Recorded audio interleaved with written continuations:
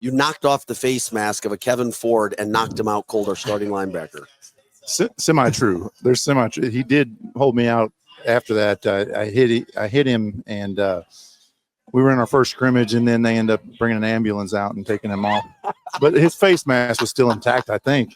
Yeah, but his brain might have not been. Was the rest of them intact? So John Riker, the owner of Harpo's, and Ron James, who had a legendary career at Mizzou as a football player, blocking for the greats Brock Olivo, Devin West, and Corby Jones. Yeah, let's start with you, John. What's Harpo's in Chesterfield like? The home for the St. Louis Mizzou fans, just an hour and something away from Columbia. Well, I mean, it's the home for St. Louis Mizzou alumni and St. Louis Mizzou, fans. I mean, this place is rocking every Mizzou football Saturday or Thursday last week.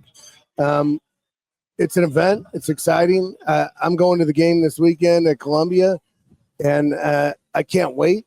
But my biggest regret is I'm not going to be here enjoying the festivities here also, because it gets to be a madhouse up here, and it's a lot of fun. Ron, what about you? What's your excitement for the border war being back for the first time since 2011? Well, I think it means a lot, especially as old Tigers, and I can't believe that it took this long to get it back in motion. This should be a mandatory event every year.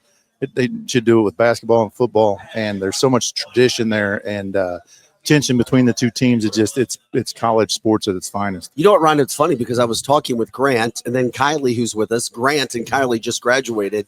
They have no idea what a football rivalry against Kansas is because we haven't played it over a decade. No, none of these kids know what it means. It's over a decade of Kansas, Missouri football. They're going to learn on Saturday. I mean, it's not just a football game. It's a big deal. It's war. Yes, and I mean, it really goes back to the 2007 game at Arrowhead. I mean, might have been the most exciting football game I've ever been to. That was the best Mizzou game that I've ever witnessed. Was that game? All three of us had the best game ever. I got goosebumps. And that's about it. Because that 2009 game following, where Mizzou gets a safety, then goes and kicks a field goal, might have been the second most exciting game ever, and it didn't even come close. That's a great point. It's a damn good point, especially when you think about where we came, because it's always better. I'm sorry, and I may disappoint some people. It's better, to my opinion, when both teams are actually good. Yeah, for sure. And believe it or not, Kansas actually had some decent teams at that time. And I hate to say it, but I think Kansas is a pretty damn good team as they come into Columbia Saturday. Yeah, they'll be ready for it. Hey, the Athletic has the Jayhawks ranked above the Tigers right now. I don't know what you make of that. They also have Florida State ranked third in the country. But I mean, it's way more exciting when both teams are competitive. I mean, and this should be hopefully a game that we play every year, every other year at least, with the new SEC schedule. That, this is a big game, and it's nice to have it back. And I don't think it'd be a bad thing if Mizzou went Kansas, Illinois every other year. Now you're talking my language. That's what I was thinking too. What do you guys make of it, you two that played in it? Would you rather have it early and get it out of the way in the week 1, week 2, week 3, or how the last week at Arrowhead kind of the whole season? Let Ron. What do you say, Ron? Because I personally, I like that it's back at a college campus again. Yeah, to me, it really doesn't matter as long as we get to play them. They're going to bring the crowd wherever, whether it's here, there, or in the middle. The Arrowhead thing, I don't know if that's one of the loudest stadiums probably in the country. So that's really cool. It's really cool for college players to get to play on an NFL field, and it's kind of a neutral site. But I love the student sections of both teams. So if they want to alternate between and then throw one in every 5 years at Arrowhead, whatever, just as long as we get to play them. Yeah, I think that's kind of what they did with basketball. Go 2-2 and then one neutral site. I like that idea. I mean, 2007 at Arrowhead was maybe the craziest game ever.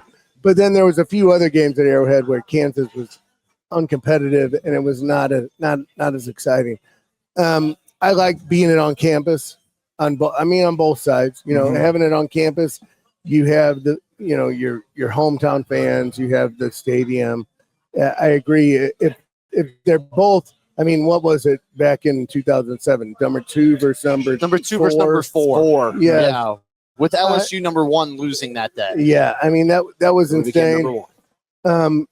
But yeah, I like the on campus. I like that idea. I like the Illinois KU every other year. That'd be great. There's only one thing about this. As much as I love Kansas and us playing Kansas, you know what it does?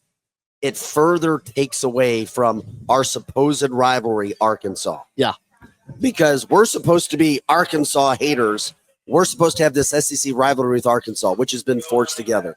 I think we can all agree we're not some big rival with Arkansas. We're just not. Even though Kansas is in the name. Yeah, exactly. But so now when you play Kansas, that's our rival. Mhm. Yeah. Yes. And then we're supposed to play Arkansas at the end of the year as if it's our rival, and it's not. Mhm. It's Well, Kansas. it's like Clemson, South Carolina. It's like, you know, any of these big rivalries. Did you hear what the radio announcers in Arkansas said about Mizzou playing us every year? As they said, nobody wants to play Mizzou. They're the stinky kid that no one wants on their team and in grade school. the same Arkansas we've been destroying. We've beaten like every time but twice since we joined the SEC. Yeah. Of course they don't want to play us. They're going through we the smoke stages them every right year. now. They're in denial right now. They'll get there. Now, what? I mean, Arkansas is like the worst team in the SEC. Yeah, and what I think with the Kansas on campus is it feels a lot better when you win at home. And then if you go and beat Kansas at Kansas, it feels a lot better too. Beating them in their home stadium. Did you get a win at Kansas, Ron? Not at Kansas. I don't think Okay. we did. No, I we played. actually went and looked at through Mizzou. both of yours. Yeah, you don't are have to both, bring out my stats. you're both 1-3 Yeah. against the Kansas Jayhawks. Yeah. Not what you want. We were young when we were playing them. Yeah. Glenn Mason was a cheater. I'll just put it out there. The former KU coach. We won my junior year, and then we lost to them. It was we should have won those rivalry games, though. You never know how they're going to go, and that's how this might be too. That was that 1997 team that was pretty good, Mhm. and I think it was 15-7. It can be ugly and low scoring. Where you guys, I think in '96, destroyed them. That was It was the a beatdown. And I wanted to ask you about what do you remember from Kansas goes and they march down and they're up 7-0 in that '96 game. Then Corby Jones makes 8 people miss and takes it 80 yards, and from there on out, you guys rolled Kansas. What do you remember, Ron, from that game? I just remember being able to run the ball at will. I mean, we came into that game laser focused on being physical, and back in those days, I mean, we just pushed people around. And that KU game was really distinctive to me. I know I had a knockout on a guy. It was one of the running backs. Yeah, it was on a. Do you remember his name? I think it was Eric Galbraith. And it was on a special teams play. Yeah, wasn't it? yeah, well, Kickoff return, Yeah, maybe. I was a wedge setter. Yeah. Back then when they had wedge, and I don't know if you tried to break the wedge or what. Let me tell you something. When you're wedge setting on kickoff return, you don't really have a running start. You come back, you set up. The kickoff team is sprinting. When you had the V set up, right? Yeah, The That flying means V, yeah, that guy has all the momentum, all the strength, and Ron doesn't have any momentum. He stands there like a brick effing wall and knocked him out. Yeah, it was fun. That was a great fun. game. Is that your most memorable game? No, there's several. That same year when we beat Clemson at our house, that was a big win for us, and That was huge. It was the same way. We ran the ball at will. Devin West had a huge night. Brock Olivo, of course. Corby, he'd always show up, and then the most memorable game had to be the loss to Nebraska in overtime. But we came to play that night. They were ranked number 1 in the country. Went on to win the national championship. Couldas, wouldas, and shouldas. I do lay it on our offense. We should have made that last first down, and that would have never given the ball back with like 58 seconds left to go in the game and go down and score and takes to overtime. The flea kicker game. Yeah. But yeah, I mean, it's also illegal to kick the ball up. Yeah, sure.